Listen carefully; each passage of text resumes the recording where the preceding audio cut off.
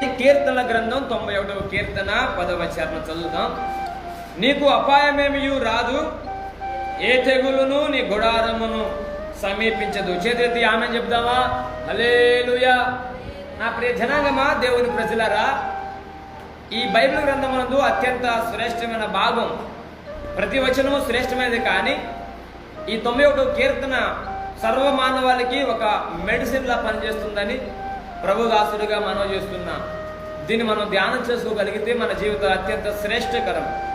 భక్తుడైన మోషే ఓ చక్కని మాట అంటున్నాడు కదా, నీకు అపాయమేమీ రాదు, ఏ తెగులు నీ గుడారాన్ని సమీపించదని దేవుని ప్రేరేపణ చేత భక్తుడైన మోషే చక్కని మాటల ద్వారా మనం వింటున్నాం.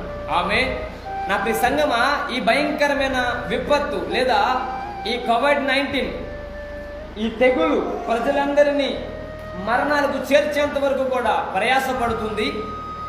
దేవుని జనాంగం కాపాడబడినట్లుగా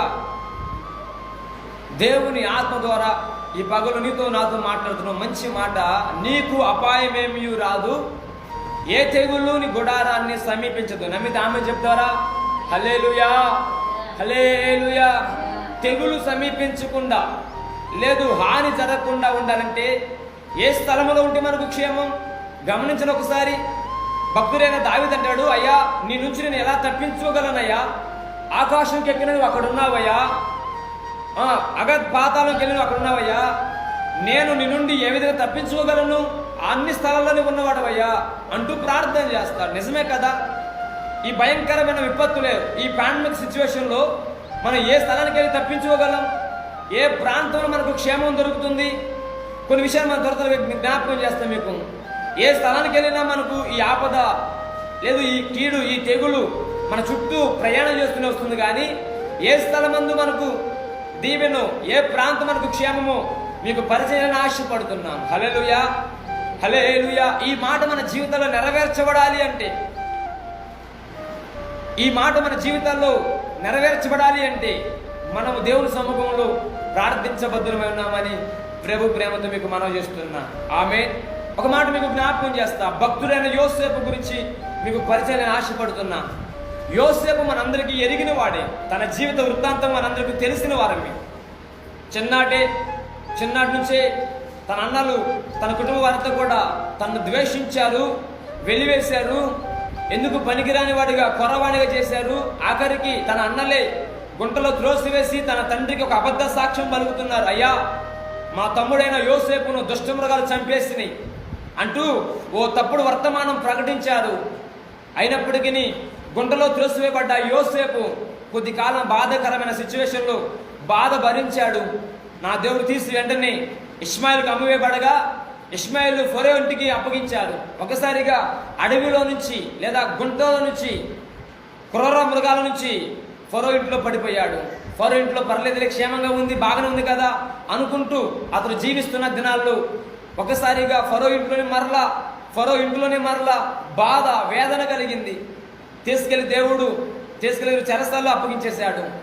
చెరసాల్లో తనకున్న ప్రవర్తన బట్టి, తన జీవిత విధానాన్ని బట్టి, తనకున్న ఆ భక్తిని బట్టి ఆ చెరసాల అధికారి చెరసాల తాళపు చెవులు గుర్తుని యోసేపుకి అప్పగించాడు. ఆమె చెప్పండి, హల్లెలూయా.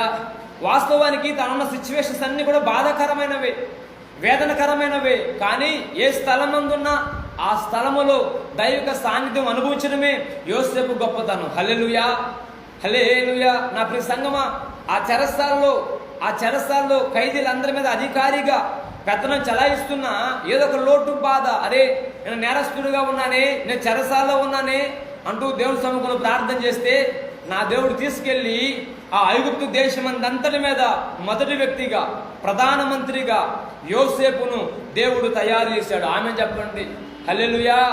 పరిస్థితులు ఎప్పటికప్పుడు మారుతూనే వస్తున్నాయి. ఆ పరిస్థితులన్నిటి మీద దేవుడు యోసేపుకు విజయాన్ని కలిగించి ఆ ఐగుప్తు దేశం మీద ప్రధానమంత్రిగా ఆ ఐగుప్తు ప్రజలకు దేవుడుగాను, ఫరో ఇంటి వారికి ప్రభువుగాను, ఏలికగాను నియమించాడట. హల్లెలూయా, హల్లెలూయా. నా ప్రియ సంగమా, అట్టి కృప పొందుకున్న వారికి మనం ఉండాలంటే మనకు కలుగుతున్న ఆపదలను బట్టి, వేదనలను బట్టి, భయంకర పరిస్థితులను బట్టి దేవుని సముఖంలో ప్రార్థించగలిగితే పరిస్థితులన్నీ మార్చగల దేవుడు ప్రకటించేసయ్య. హల్లెలూయా, హల్లెలూయా. యోసేపు ఐగుప్తులోనే ఓ క్షేమకరమైన వాడిగా ఉన్నాడు, ప్రజలకు భోజనం పెట్టేవాడుగా ఉన్నాడు, ప్రపంచానికి ఆహారం పెట్టేవాడుగా ఉన్నాడు, దీవెనకరమైన వాడుగా ఉన్నాడు. ఒక్క మాట చెప్పాలంటే యోసేపు ప్రపంచానికి అన్నం పెట్టడానికే దేవుడు తయారు చేసినట్లుగా తన జీవితం తయారు చేయబడింది.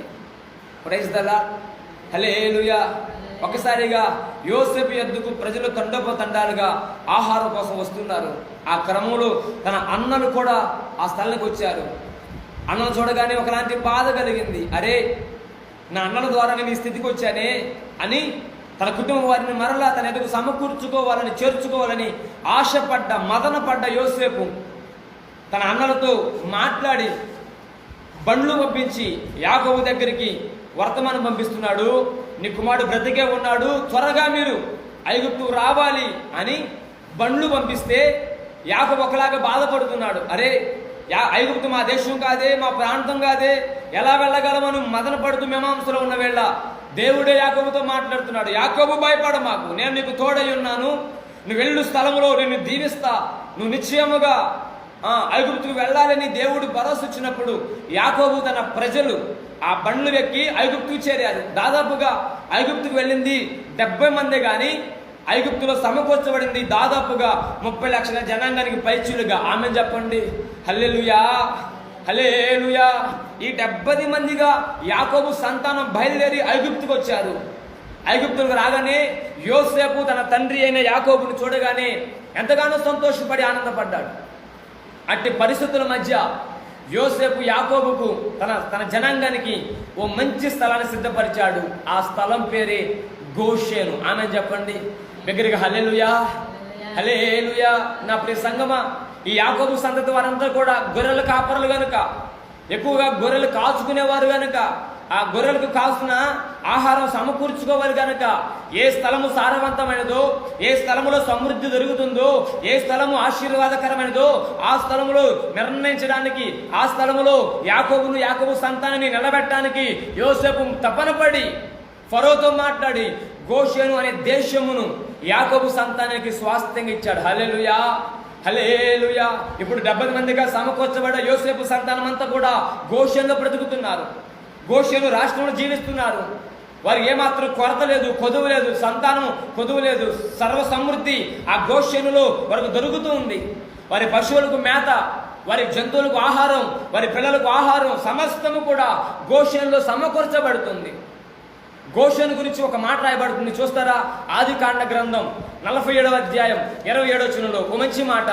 ఆదికాండ గ్రంథం 47వ అధ్యాయం 27వ వచనంలో, ఇశ్రాయేలీలు ఐగుప్తు దేశమందలి గోషేను ప్రదేశములో నివసించిరి. అందులో వారు ఆస్తి సంపాదించుకొని సంతానాభివృద్ధి పొంది మిగుల విస్తరించిరి. ఆమె చెప్పండి బిగ్గరగా, హల్లెలూయా. ఈ గోషేను రాష్ట్రంలో లేదా ఈ గోషేను దేశములో లేదా ఈ గోషేను ప్రాంతములో 3 రకాల దీవెనలు ఈ ఇశ్రాయేలు జనాంగం పొందుకున్నారు. ఏంటి అంటే, అందులో వారు ఆస్తి సంపాదించుకున్నారు మొదటిదైతే, రెండవది సంతానాభివృద్ధి పొందుకున్నారు, మూడవది ప్రజలు విస్తరించారు. ఆమె చెప్పండి. ఇప్పుడు గోషేను ప్రాంతం ఎలాంటిదంటే, ఆస్తి సంపాదించుకునేవారుగా, ఏది సంపాదించుకోవాలన్నా మూల కారణం గోషేను, ఏది కాపాడుకోవాలన్నా మూల కారణం గోషేను. అనగా దేవుని జనాంగమైన వారు, దేవుని ప్రజలైన వారు ఏ ప్రాంతంలో ఉంటే ధనము సంపాదించుకోగలరు, లేదు ఆస్తి సంపాదించుకోగలరు, కృప పొందుకోగలరు అంటే గోషేను ప్రాంతంలో నివాసం చేస్తేనే ఆస్తి సంపాదించుకున్నారట. రెండవది సంతానాభివృద్ధి కలిగిందట. గర్భఫలము లేని వారు, లేదు సంతాన లేమి కలిగిన వారు, సంతానము కలగని వారు గోషేను ప్రాంతంలో ఉంటే సంతానాభివృద్ధి కలుగుతుంది. హల్లెలూయా. మూడవది వారి సరిహద్దులు విస్తరించబడ్డాయి. ఆమె చెప్పండి. వారి కుటుంబం విస్తరించబడింది. హల్లెలూయా. వారి జనాంగం విస్తరించబడ్డారు. 70 మందిగా వచ్చిన ప్రజలు 30 లక్షల కాల్బలంగా బయలుదేరారు. 30 లక్షల జనాంగంగా బయలుదేరారు. 6 లక్షల కాల్బలము, 30 లక్షల జనాంగము గోషేను ప్రాంతం నుంచి బయలుదేరారు. అసలు ఎందుకు గోషేను ప్రాంతం నుంచి బయలుదేరాల్సి వచ్చింది? గోషేను ప్రాంతంలో సకల సౌభాగ్యాలు ఉన్నాయి కదా. గోషెను ప్రాంతంలో సర్వ సమృద్ధి ఉంది కదా, గోషెను ప్రాంతంలో సంతానలేమి లేదు కదా, గోషెను ప్రాంతంలో వారి సరిహద్దులు విస్తరించబడ్డాయి కదా అంటే అనుకోకుండా యోసేపు మరణానంతరం అనేక మంది రాజులు ఫరోలుగా ఐగుప్తు దేశాన్ని ఏలుబడి చేసినప్పుడు యోసేపును బట్టి ఏ ఒక్కరూ గోషెను ప్రాంతాన్ని టచ్ చేయలేదు. కానీ యోసేపు మరణానంతరం యోసేపుని ఎరగని ఫరో ఒకడు ఏలుబడి చేయడం ఆరంభించాడు. అతని ఏలుబడి ఎలాంటిదంటే బహు క్రూరమైన పరిపాలన, బహు భయంకరమైన పరిపాలన. ఇక ఈ గోషెను ప్రాంతంలో ఉన్న ఈ ఇశ్రాయేలు యొక్క సైన్యం పెరిగిపోతుంది, వీరి మందలు పెరిగిపోతున్నాయి, వీరి ప్రజలు విస్తరిస్తున్నారు. ఇదిగో ఐగుప్తు దేశంలో ఉన్న ప్రజల కన్నా ఈ ప్రజలు మరింత బహుబలంగా విస్తరిస్తున్నారు అని ఎరిగిన ఆయన రేపు వీరే యుద్ధానికి సిద్ధమైతే కాలు దూగితే మన ఐగుప్తు అంతా కూడా వారి స్వాస్థ్యమైపోతున్న ఎరిగి వారు అక్కడి నుంచి పంపించాలని బహు వేదన పెడుతూ బహు క్రూరమైన చిత్రహింసలు గురి చేస్తున్నారు. బానిస పని చేసేలా వారందరినీ కఠినమైన శిక్షలు చేస్తున్నారు. ఆదుకోవడానికి అడ్డుపడి ఎవరు లేరు. యోసేపు మరణానికి అప్పగించబడ్డారు, అడ్డుపడే నాదులు లేడు, ప్రార్థించే నాదులు లేడు. వారి యొక్క వేదన, వారి యొక్క ఘోష ఆకాశాన్ని అంటుతుంది, వారి యొక్క ప్రార్థన ఆకాశాన్ని అంటుతుండగా మోషే అనబడుతున్న నాయకుడిని దేవుడు హోరేబు కొండ దగ్గర మాట్లాడడం మొదలుపెట్టాడు. మేకలు కాచుకుంటున్నాడు, గొర్రెలు కాచుకుంటున్నాడు. ఆ కొండ ప్రాంతంలో ఒంటరిగా తిరుగుతున్న మోషేతో అగ్నిస్తంభంగా దిగి వచ్చాడు. పచ్చని చెట్టు, పచ్చని పొదలో ఓ అగ్నిగా దిగి వచ్చిన దేవుడు మోషేతో మాట్లాడడం మొదలుపెట్టాడు. మోషే నేనున్న స్థలం పరిశుద్ధమైనది, నువ్వు త్వరగా ఈ స్థలాన్ని విడిచి ఐగుప్తుకు వెళ్ళాలి అని చెప్తే మోషే అంటాడు కదా, అయ్యా నేను గొర్రెలు కాచుకుంటున్నా, గొర్రెలు కాపరనయ్యా, నాకు అంత జ్ఞానము, తెలివి, బలము లేదయ్యా, వేరే వారిని ఎవరైనా సంప్రదించరాదా అంటూ మోషేదంటే, లేదు నేను నిన్నే ఏర్పాటు చేసుకుని నువ్వు త్వరగా వెళ్ళి నా ప్రజలైన ఇశ్రాయేలులను ఐగుప్తు నుంచి నువ్వు విడిపించాలి, వారికి నాయకుడిగా ఉండాలి, నీవే వారిని కాపాడవలసిన బాధ్యత నీ మీద ఉంది అని చెప్పగానే, అయ్యా నీ గురించి ఏమని చెప్పాలయ్యా, మీ దేవుడు ఎవరైనా ప్రకటించాలయ్యా అంటే ఉన్నవాడు అనువాడు పంపించాలని చెప్పు అని దేవుడు ప్రకటించినప్పుడు మోషే ఆ మాట పట్టుకొని ఐగుప్తుకు వచ్చేసాడు. ఐగుప్తులో ఏర్పాటు చేస్తున్న ఫరోతో మాటలు మొదలుపెట్టాడు. అయ్యా ఫరో గారు, దేవుని దాసుడిగా, దేవుని ప్రతినిధిగా, ఆయన కుమారుడిగా నన్ను పంపించాడయ్యా. నీ బానిస పని, నువ్వు చేయించే వెట్టి చాకిరి దేవుని ప్రజలను మహా భయంకరంగా ఇబ్బంది పెడుతుందని దేవుడు సెలవిస్తున్నాడు. దేవుణ్ణి ఆరాధించడానికి, దేవుణ్ణి నైవేద్యం పెట్టడానికి, దేవునికి ఘనత చేసి రావడానికి మమ్మల్ని స్థలాన్ని విడిచి ఆయన బయటికి పోమన్నాడు. నువ్వు త్వరగా ఆజ్ఞ జారీ చేయగలిగితే మా ప్రజలందరూ తీసుకొని పోతానయ్యా అంటే ఫరో హృదయం బహు కఠినంగా మారిపోయిందట. వెట్టి పని చేయకుండా, వెట్టి చాకరీ చేయకుండా వీరందరూ కూడా నన్ను విడిచి వెళ్ళిపోతారా, లేదని చెప్పి బహు క్రూరంగా ఆలోచన మొదలు పెట్టేశాడు. దేవుని ఉగ్రత ఆ దేశం మీద బహుగా రగులుకుందట. దాదాపుగా 10 రకాల తెగుళ్ళు ఆ ఐగుప్తును ఆవహించేస్తాయి. వారు పడ్డ భయాందోళన పరిస్థితులు ఇంత అంత కాదు, అవి వర్ణించడానికి వర్ణాతీతమైన బాధలు వెలువడి చేస్తాయి. ఆ దేశంలో నీళ్ళని రక్తంగా మార్చబడ్డాయి, తాగడం నీటి చుక్క లేదు. భయంకరమైన విపత్తులు, ఏకల గుంపని, పేలని, కటిక చీకటని, అనేక రకాల తెగుళ్ళ చేత వారు బాధకు గురి చేయబడ్డారు. ఫరో హృదయం నానాటికి కఠినంగా మార్చబడుతుంది.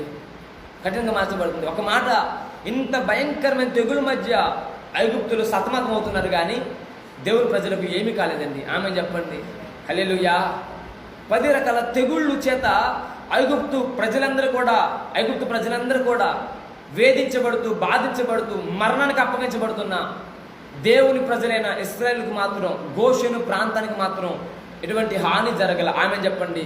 అందుకు ప్రభువా, నీకు ఏ హాని జరగదు, ఏ తెగులుని గుడారాన్ని సమీపించదు. నమ్మితే ఆమె చెప్పరాదు బిగ్గరగా హల్లెలూయా, హల్లెలూయా. గోషెను ప్రాంతంలో ఉన్న వారికి ఏ హాని కలగల. గోషెను అనగా దేవుని సన్నిధి అని అర్థం. గోషెను అనగా సారవంతమైన స్థలం అని అర్థం. గోషెను అనగా కాపాడబడుతున్న ప్రాంతం అని అర్థం. ఇదిగో నా ప్రియ సంగమా, సహోదరుడా, సహోదరి, నువ్వు ఏ స్థలంలో ఉన్నావు? గోషెను అనబడుతున్న దేవుని సన్నిధిలో నివాసం చేయగలుగుతున్నావా?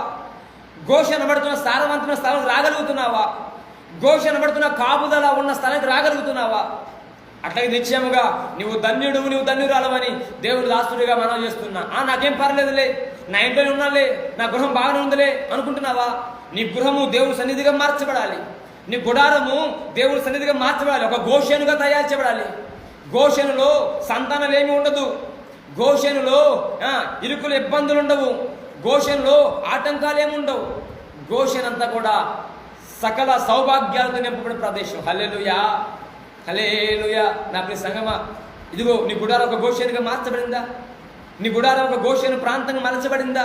నీ గృహము కానీ, నువ్వున్న ఉద్యోగం రంగం కానీ, నువ్వున్న వ్యాపార రంగం కానీ, నువ్వున్న స్థలం ఏదైనా అది గోషేను ప్రాంతంగా ఉందా, ఐగుప్తు ప్రాంతంగా ఉందా? జాగ్రత్త. ఐగుప్తు ప్రాంతంగా ఉంటే తెగులుకు అప్పగించబడతాం, ఐగుప్తు ప్రాంతంగా ఉంటే మరణాలకు అప్పగించబడతాం. గోషేను ప్రాంతంగా ఉంటే సర్వ సమృద్ధి కలుగుతుంది. హల్లెలూయా. మీకు త్వరగా మీకు అర్థం అవడం కోసం మీకు జ్ఞాపకం చేస్తా. నిర్గమకాండం 8వ అధ్యాయం 22 చదువుకుందాం. నిర్గమకాండం 8వ అధ్యాయం 22 చదువుకుందాం. మరియు భూలోకములో నేనే యెహోవాను అని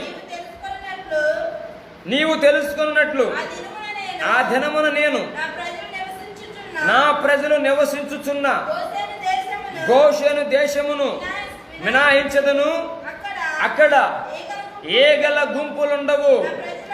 నా ప్రజలను నీ ప్రజల నుండి ప్రత్యేకపరిచెదను. రేపు ఈ సూచక క్రియ జరుగునని యెహోవా సెలవిచ్చినట్లు నీవు చెప్పవలెనని యెహోవా నాకు చేసెను.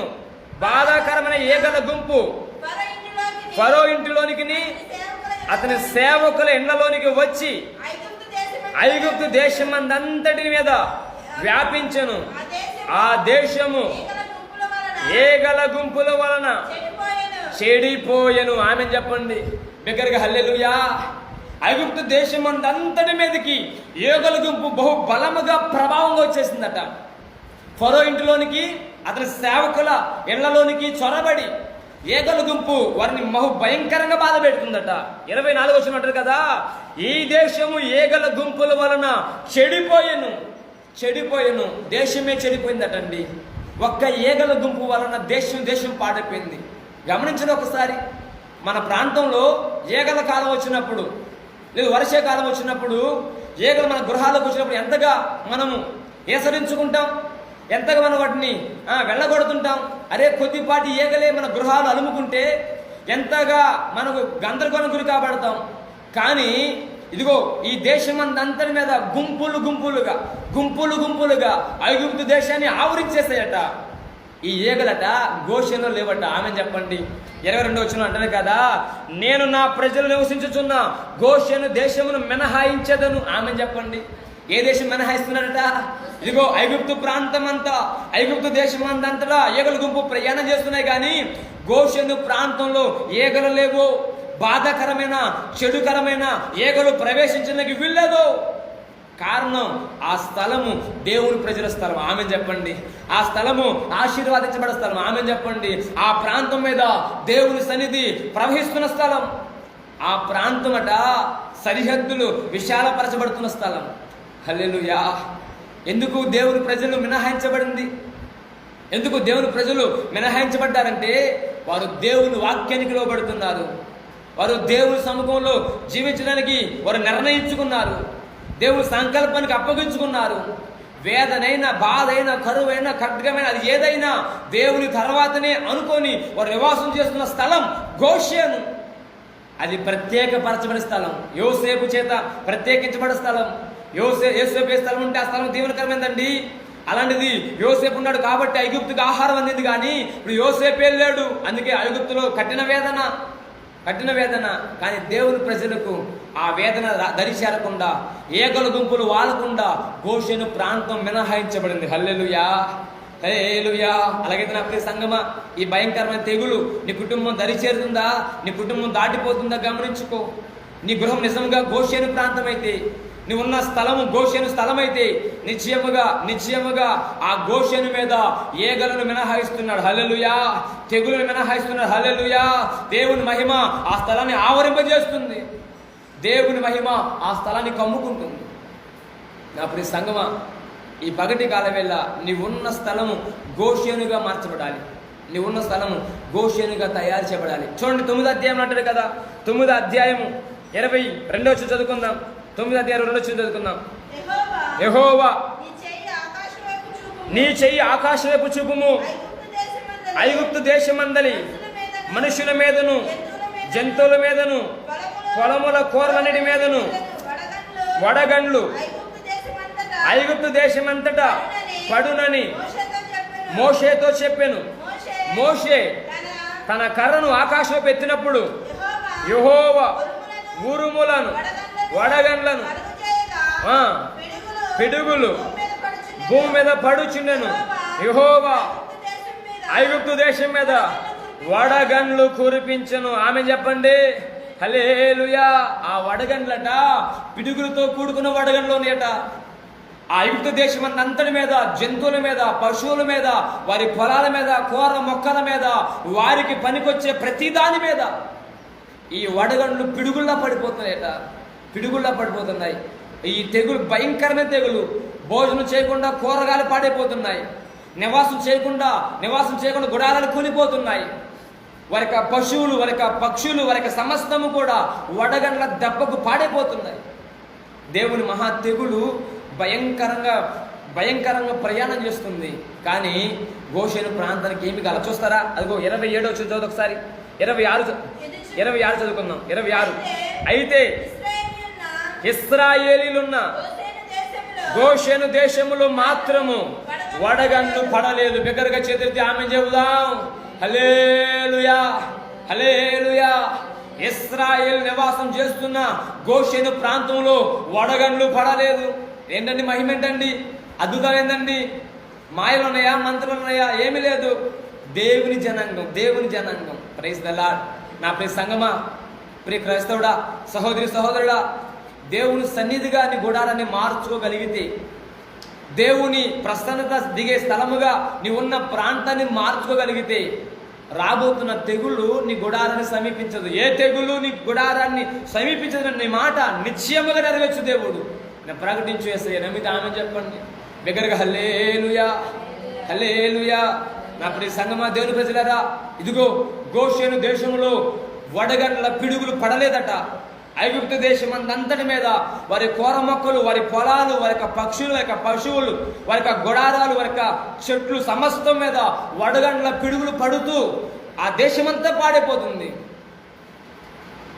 గోషేను ప్రదేశం మాత్రం కాపాడబడుతుంది. చెప్పడానికి సమయం కాదు, కానీ ఇంకా అనేకమైన మాటలు ఉన్నాయి. 10 రకాల తెగుళ్ళు చేత బాధించబడ్డారు. కానీ ఆ తెగులు, ఏ ఒక్క తెగులు కూడా దేవుని జనాంగమైన ఇశ్రాయేలీలు లేదా గోషేను ప్రాంతము సమీపించలేదండి. హల్లెలూయా, హల్లెలూయా.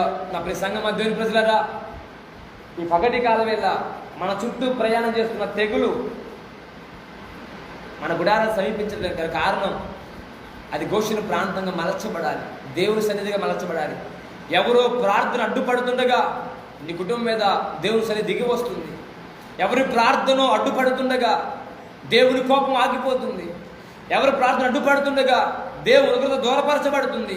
ఎవరి పశ్చాత్తాపము దుర్గతి కలగకుండా కాపాడుతుంది. ఆమె చెప్పండి హల్లెలూయా.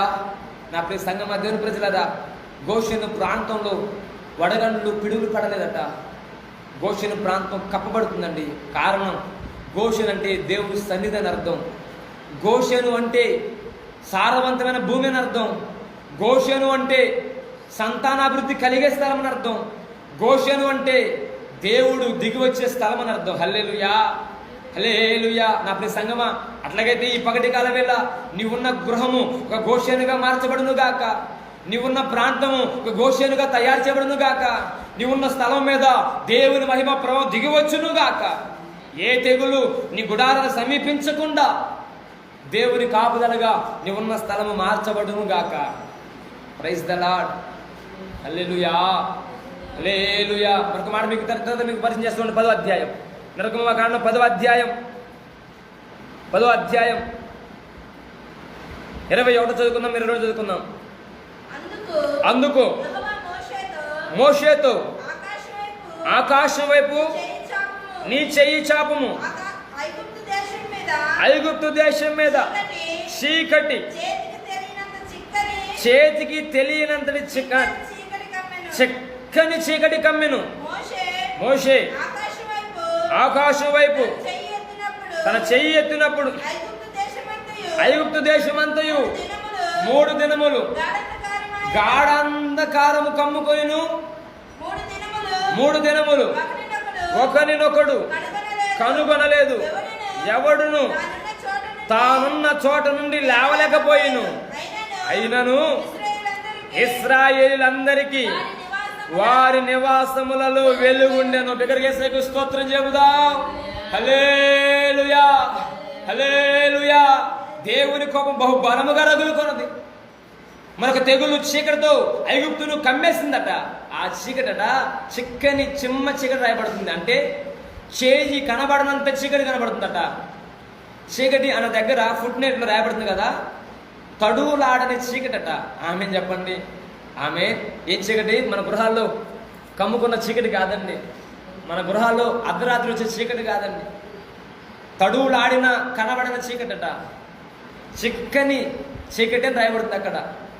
Praise the lord. 3 దినాలు ఐగుప్తు దేశం అంతటి మీద 3 దినాలు కూర్చున్నవాడు లేచి నిలబడ్డవాడు వేరే స్థలానికి వెళ్లకుండా ఎక్కడి వాడు అక్కడ కుప్పకూలిపోయారు. నీళ్లు లేవు, తాగడానికి తినడానికి ఆహారం లేదు. కారణం కంటికి కనిపించట్లా. వారు ప్రయాణం చేయడానికి, అడుగులు ముందుకు వేయడానికి ఏమాత్రం అడుగు వేయాలన్నంత చెమ్మ చీకటి ఆ దేశాన్ని కమ్ముకుంది. దేవుని ఉగ్రత బహు భయంకరంగా ఐగుప్తు మీద పనిచేస్తుందండి. అయినను ఇశ్రాయేలీయులందరికీ వారి నివాసములలో వెలుగుండెను. స్తోత్రం చెప్పండి. బిగ్గరగా హల్లెలూయా, బిగ్గరగా హల్లెలూయా, బిగ్గరగా హల్లెలూయా. వారి నివాసములలో వెలుగుండెను, వారి నివాసములలో వెలుగుండెను. కారణం వారున్న ప్రాంతం గోషెను. హల్లెలూయా. వారున్న స్థలము గోషెను ప్రాంతములు వెలుగుందట. ఐగుప్తు దేశం అంతటా చిమ్మ చీకటి 3 దినాలు గాఢాంధకారము కమ్మెను అని రాయబడుతుంది వాక్యం. సహోదరుడా, సహోదరి, ఈ పగటి కాలవేళ ఏ హాని, ఏ కీడు నీ కుటుంబం దరి చేరకుండా ఉండాలి అంటే, ఏ తెగుళ్ళు నీ గుడారాన్ని సమీపించకుండా ఉండాలి అంటే, నీ ఉండవలసిన స్థలం పేరు గోషెను. ఆమె చెప్పండి.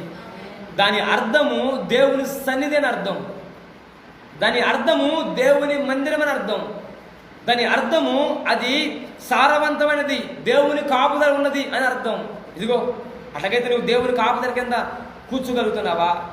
దేవుని సన్నిధిలో నువ్వు నిలబడగలుగుతున్నావా? దేవుడు దీవించిన ప్రదేశముగా ఆ ప్రదేశం మలుచుకోగలుగుతున్నావా? నీవున్న గుడారమే కావచ్చు, నీవున్న నివాసమే కావచ్చు, నీవున్న స్థలమే కావచ్చు, అది చీకటిగా మార్చబడుతుందా? అది వెలుగుగా మార్చబడుతుందా? భయము సాతాను కలిగించేది, ధైర్యము దేవుడు కలిగించేది. నీ గృహంలో ఏ భయం ఉంది? కరోనా భయము ఎలుబడి చేస్తుందా? జాగ్రత్త, సాతాను ఎలుబడి కిందకి వెళ్ళబోతున్నావు. దేవుని భయం అయితే, నేను దేవుని భయం అయితే నా గృహములో వెలుగుంది అని ప్రార్థన చేస్తున్నా. మీద ఆమెను చెప్పు. హల్లెలూయా, హల్లెలూయా. నిశ్చయముగా నా దేవుడు నీ గృహాల్లో వెలుగుంచునుగాక. నిశ్చయముగా నా దేవుడు నీ గృహాన్ని దేవుడి సన్నిధిగా మలుచునుగాక. నిశ్చయముగా నా దేవుడు నీ గుడారాన్ని మహిమగలదిగా మార్చునుగాక. అది ఒక ఘోషణగా తయారు చేయబడునుగాక. హల్లెలూయా, హల్లెలూయా. నా ప్రియ సంగమా, దేవుని ప్రజలారా, ఇదిగో ఈ భయంకరమైన 10 రకాల తెగుళ్ళు చెప్పాలని చాలా ఉన్నాయి, కానీ నా మాట ముగించిన సిద్ధపడుతున్నా. ఇదిగో ఏగల గుంపు ఐగుప్తులో ప్రవేశించింది కానీ గోషెన్లో ప్రవేశించేలా. వడగండ్లు పిడుగుల్లా పడ్డాయి ఐగుప్తులో కానీ గోషెన్లో ప్రవేశించేలా.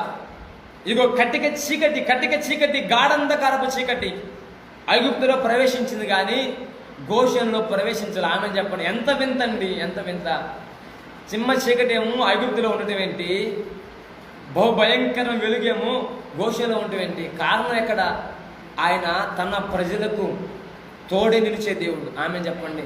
యుగ సమాప్తి వరకు సదాకాలము నేను మీకు తోడు అని వాగ్దానం ఇచ్చిన దేవుడు ప్రకటించేసి నమ్మితే దగ్గర ఆమె చెప్పు. హల్లెలూయా, హల్లెలూయా. సదాకాలం తోడైన దేవుడు, నీ గృహాల్లో వెలుగుంచే దేవుడు. నా ప్రియ సంగమా, నీ గుడారం ఎలా ఉన్నది? వెలుగుకరమైన గుడారంగా ఉందా? క్షేమకరమైన గుడారంగా ఉందా? నీ గుడారం నిశ్చయముగా దేవుడు దిగివచ్చే గుడారంగా మార్చబడాలి. దేవుని సన్నిధి దిగివచ్చే గుడారంగా మార్చబడాలి. అట్లాగైతే నువ్వు క్షేమకరమైన ప్రాంతంలో ఉన్నావని దేవుని దాసుడిగా మనవి చేస్తున్నా. నీకు దిగులు లేదు, నీకు భయం లేదు. భయపడకము, జడియకము, ధైర్యముతో దృఢత్వం వహించి ధైర్యముగా ఉండే వాగ్దానం సెలవిస్తుంది. మీరు భయపడకుడి, జడియకుడి, దృఢత్వం వహించి ధైర్యముగా ఉండుడని ప్రభు వాక్యం సెలవిస్తుంది. నువ్వు దృఢత్వం కలిగి ధైర్యంగా ఉండగలవా? నువ్వున్న స్థలము దేవుడు సరి దిగొచ్చే స్థలమైన సహోదరుడా, సహోదరి, నువ్వున్న ప్రాంతము క్షేమకరమైన ప్రాంతమైన సహోదరి, సహోదరుడా, నువ్వున్న స్థలము దేవుడు దిగొచ్చే స్థలం అయితే, నువ్వున్న ప్రాంతము దేవుడు దిగొచ్చే ప్రాంతం అయితే నీకు ఏ భయము లేదు. హల్లెలూయా. ఏ తెగులు గుడారం సమీపించదు. హల్లెలూయా. నిశ్చయముగా దేవుని కనుదృష్టించిన స్థలము పేరు గోషేను. నిశ్చయముగా నీ గుడారము గోషేనుగా మార్చబడును గాక. నీవున్న స్థలము గోషేనుగా మార్చబడును గాక. నీవున్న ప్రాంతం గోషేనుగా మలచబడును గాక. హల్లెలూయా, హల్లెలూయా, హల్లెలూయా. ఏలి అంటారు ఒకసారి గట్టిగా, పర్ల కొంచెం గట్టిగా ఏలి అందామా? నీ మాట దేవుడు స్థిరపరచును గాక. ఆమేన్. ఏలియా అంటాడు, అహబు రాజు ఎద్దుకు వెళ్ళి, మహారాజైన అహబు రాజు ఎద్దుకు వెళ్ళి, నేను ఎవని సన్నిధులు నిలబడి ఉన్నానో ఆ యెహోవా జీవము తోడు 3.5 సంవత్సరాలు భూమి మీద వర్షము పడదు, 3.5 సంవత్సరాల భూమి మీద ఆహారం పండదు అని మాట సెలవిచ్చేసి వచ్చేసారు. వాస్తవానికి అతను ఉన్న సన్నిధి ఎక్కడండి? అతనున్నది అహాబురాజు ప్రాంతంలో, అహాబురాజు అంతఃపురములో. అహాబురాజు దగ్గరికి వెళ్ళి, రాజా, నేను ఎవరి సన్నిధి నిలబడి ఉన్నాను ఆ యెహోవా జీవము తోడంటూ మాట్లాడతాడు. వాస్తవానికి అతనున్నదేమో అహాబురాజు అంతఃపురమే కానీ ఏలియా అడుగు పెట్టాడు కాబట్టి ఆ స్థలము దేవుని సన్నిధిగా మార్చబడింది. ఆమెను చెప్పండి. ఆ ధైర్యం నీకుంటే నిశ్చయముగా పరలోక రాజ్య వారసుడు నీవు, పరలోక రాజ్య వారసురాలుగు నీవు. ఆమెను చెప్పండి. హల్లెలూయా. నువ్వు అడుగుపెట్టు స్థలము దేవుని సన్నిధిగా మార్చబడుతుందమ్మా. నీ విధేయతను బట్టి, నీ భక్తిని బట్టి, నీ ప్రార్థన బట్టి, నీలో హృదయంలో ఉన్న అంతరంగపు ఆవేదనను బట్టి, దేవుని కార్యాల పక్షాన నీకున్న తపనను బట్టి, నీ అడుగుపెట్టు స్థలాన్ని దేవుని సన్నిధిగా మార్చు దేవుడు ప్రకటించు యేసయ్యా. వాస్తవానికి ఏలియా కోసం వెతుకులాడుతున్న దినాలవి. అలాంటిది ఏలియాని వెతుకుతున్నారని తెలిసి ఏలియాని డైరెక్ట్గా అహబురాజు దగ్గరికి వెళ్ళి, రాజా, ఎవరి సన్నిధిలో నిలబడి ఉన్నాను ఆ యెహోవా జీవము తోడు 3.5 సంవత్సరాల భూమి మీద వర్షమైన మంచైనా పడదని మాట సెలవిచ్చి వచ్చేసాడండి. హల్లెలూయా. ఏలియా ధైర్యం ఏంటంటే ఏలియా ఉన్నది దేవుని సన్నిధి. హల్లెలూయా. ఒకవేళ అది శారీరక సారంగా, లోకానుసారంగా అహబురాజు అంతఃపురమే అయి ఉండొచ్చు, అహబురాజు స్థలమే అయి ఉండొచ్చు, కానీ వాస్తవానికి అది అహబురాజు స్థలమైన ఏలియా పాదము దేవుని సన్నిధిగా మలచబడింది. ఆమె చెప్పండి. నా ప్రియ సంగమా, క్రైస్తవ బిడ్డలారా, నీ ప్రార్థన జీవితాన్ని బట్టి, నీ భక్తి జీవితాన్ని బట్టి, నీ వైరాగ్య బ్రతుకును బట్టి నీ అడుగుల శబ్దము మారాలి. నీ ఉన్న స్థలము దేవుని సన్నిధిగా మలచబడాలి. హల్లెలూయా, హల్లెలూయా. నీవున్న ప్రాంతము గోషేనుగా మార్చబడాలి. నీవున్న ప్రదేశము సారవంతమైన భూమిగా తయారు చేయబడాలి. నీ పెట్టు అడుగు ఆశీర్వాదకరంగా మలచబడును గాక. హల్లెలూయా. ఒక్కసారిగా ఆ స్థలం నుంచి దూరపరచబడ్డాడు. ఎక్కడికి తెలుసా? అడవికి వెళ్ళాడండి, ఎడారికి వెళ్ళిపోయాడు. కెరేతు వాగు దగ్గర నిలబడ్డాడు.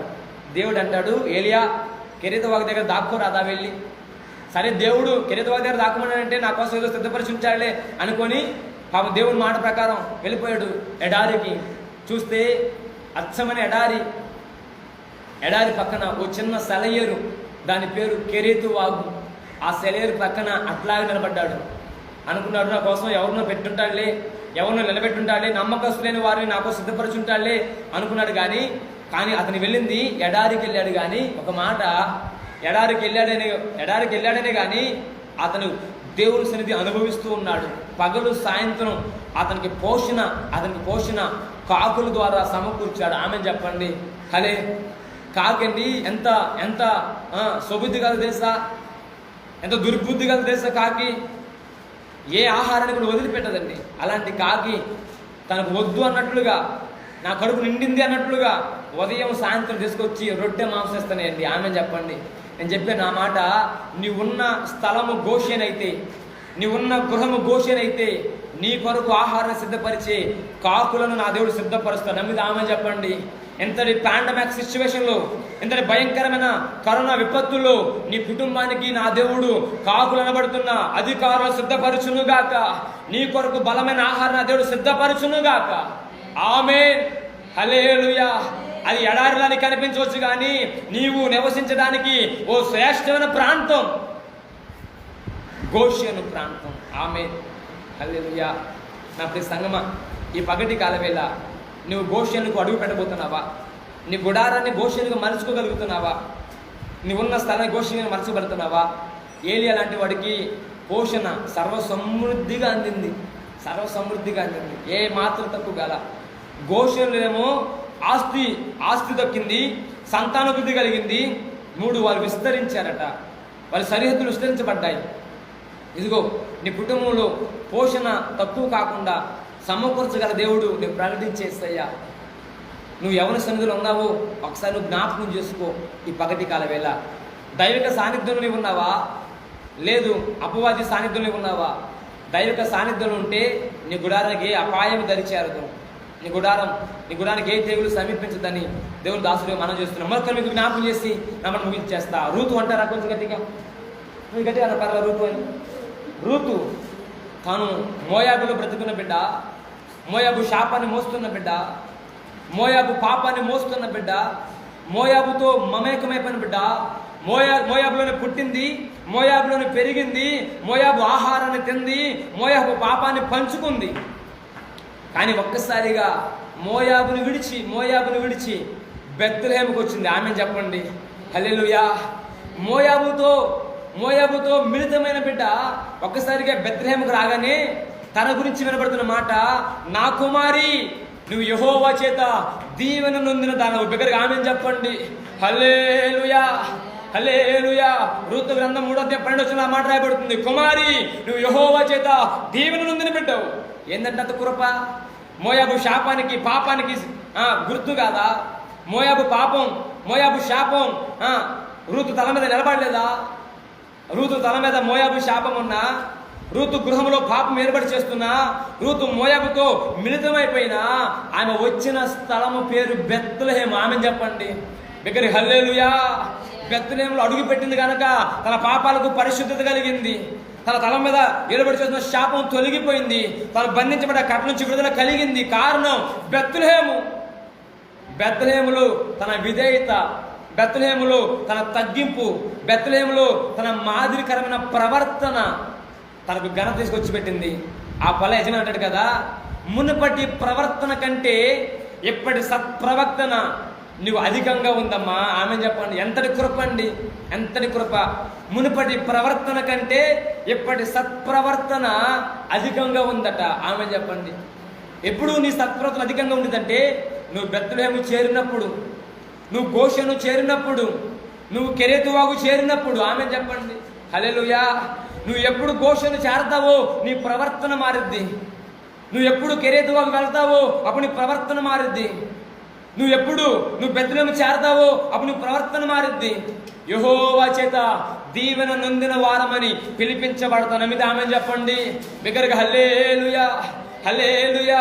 ఏ తెగులు సమీపించకుండా నా దేవుడు నిన్ను నీ కుటుంబాన్ని కాపాడగల సమర్థుడు. నువ్వు అడుగుపెట్టే స్థలము దేవుని సన్నిధిగా మారాలి. నువ్వు అడుగుపెట్టే స్థలము గోషెనుగా మారాలి. నువ్వు అడుగుపెట్టే స్థలము కెరేతుగా మారాలి. నువ్వు అడుగుపెట్టే స్థలము బెత్లెహేముగా మారాలి. నువ్వు అడుగుపెట్టే స్థలము గోషెనుగా, కెరేతుగా, బెత్లెహేముగా మార్చబడినప్పుడు నిశ్చయముగా నా దేవుని సన్నిధి నిన్ను ఆవరిస్తుంది. నీ మీదకి, నీ కుటుంబం మీదకి ఎటువంటి బలహీనత దరి చేరకుండా కాపాడగల దేవుడు నేను ప్రకటించేస్తాను. నమ్మిది ఆమె చెప్తావా? సహోదరి సహోదరుడా, ఇదిగో ఈ పగటి కాల వేళ భయంకరమైన కరోనా విపత్తులు మన జీవితాలు కాపాడబడాలి, సంరక్షించబడాలి.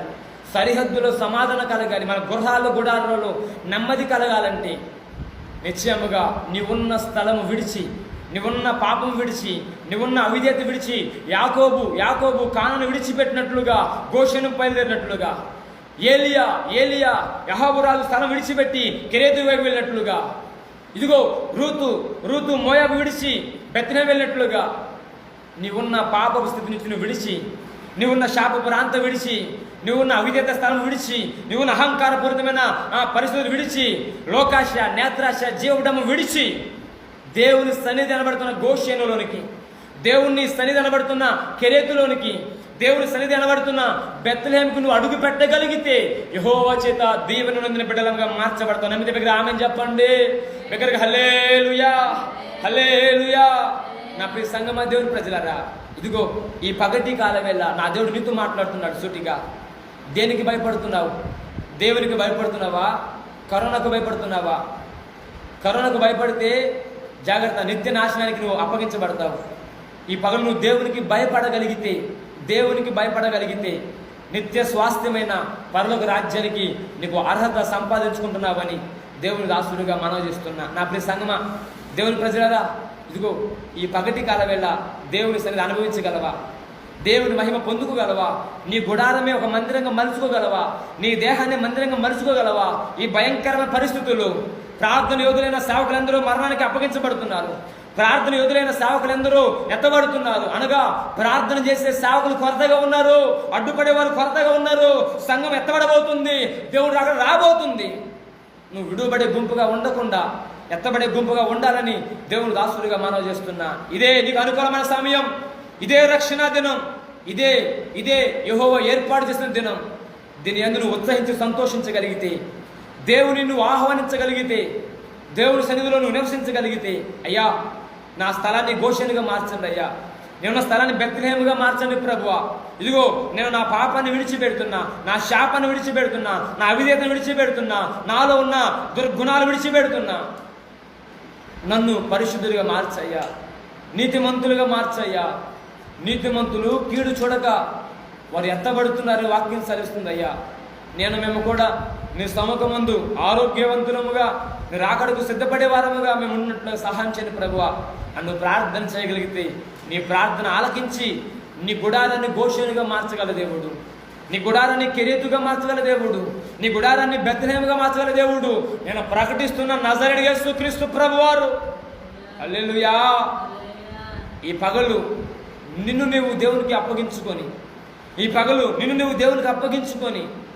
దేవుని సన్నిధి అనుభవించాలని సిద్ధపడగలిగితే, ఇదిగో లోక పాపాన్ని, లోక కోరికలను, లోక ఆశలను విడిచిపెట్టి దేవుని రాజ్య దేవుని రాజ్య స్థాపనకు సిద్ధపడగలిగితే నిశ్చయముగా ఓ రూతులా నిన్ను ఆశీర్వాదించగల దేవుడు, ఓ ఏలియాని దీవించగల దేవుడు, ఓ యాకోబులా నీ సరిహద్దులు విశాలపరిచి నీ ఆస్తి నీకు అత్యంత ఎక్కువగా దయచేసి నీ సంతానాభివృద్ధి కలిగించగల దేవుడు నేను ప్రకటించేసయ్యా.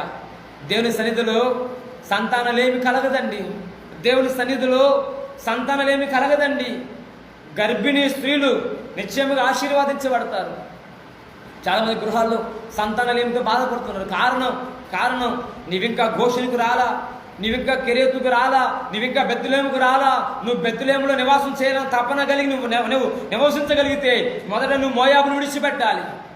మొదట నువ్వు ఈ అహబురాజు ప్రాంతాన్ని విడిచిపెట్టాలి. అప్పుడే నిశ్చయముగా నా దేవుడు తన సన్నిధి చేతిని నింపుతాడు, నమ్మకస్తులైన వారికి తోడుగా ఉంచుతాడు, తన రాజ్యానికి సిద్ధపరుస్తాడు. సంగమా, నీకు హాని ఆపద దరిచేరకుండా కీర్తనకారుడైన మోషే సరిసినట్లుగా నీకు అపాయమేమీ రాదు, ఏ తెగులు నీ గుడారాలు సమీపించదు అన్న మాట నిశ్చయముగా నెరవేర్చగల దేవుడు నేను ప్రకటించే నజరేయుడు యేసు ప్రభువారు. నా ప్రియ సంగమా, ఈ పగటి కాల వేళ దేవుని సముఖములో ఇంకెంతకాలం ప్రస్తుతం మనకు తెలియదు. ఈ కరోనా విపత్తు అనేక మందిని మరణాలకు అప్పగిస్తుంది. జనులు పిట్టలా రాలిపోతున్నారు. ప్రజలు కుప్పల తెప్పలుగా అప్పగించబడుతున్నారు మరణానికి. మరణ దూత అనేక గృహాలు నిలబడి చేస్తుంది. ఎవరి గృహాలకు తగరపు దారం లేదు, యేసు రక్తమని తగరపు దారం ప్రోక్షించబడుతుందో, ఎవరి గృహాలకు పస్కా బలి పశు యొక్క రక్తము బొట్టుగా పెట్టబడుతుందో, సంహారకుడు దాటిపోతాడు, మరణదూత దాటిపోతుంది. ఐగుప్తులో మరణాలు ఉండవు, గోషెనులో మరణము లేదండి, గోషెనులో వెలుగుంది, గోషెనులో ఈగల గుంపు లేదండి, గోషెనులో ఆహారం ఉన్నది, గోషెన్లో వడగండ్లు పిడుగుల్లా లేవండి. గోషెన్లో సర్వ సమృద్ధి ఉంది. నా ప్రియ సంగమా, నువ్వు ఐగుప్తుని విడిచి గోషెన్కు రాగలిగితే, ఐగుప్తు విడిచి గోషెన్కు రాగలిగితే, అహబరాజు ప్రాంతం విడిచి కెరీతుకు రాగలిగితే, మోయాబు విడిచి బెత్లెహేముకు రాగలిగితే దీవెన నొందిన వారిగా మార్చబడతాం.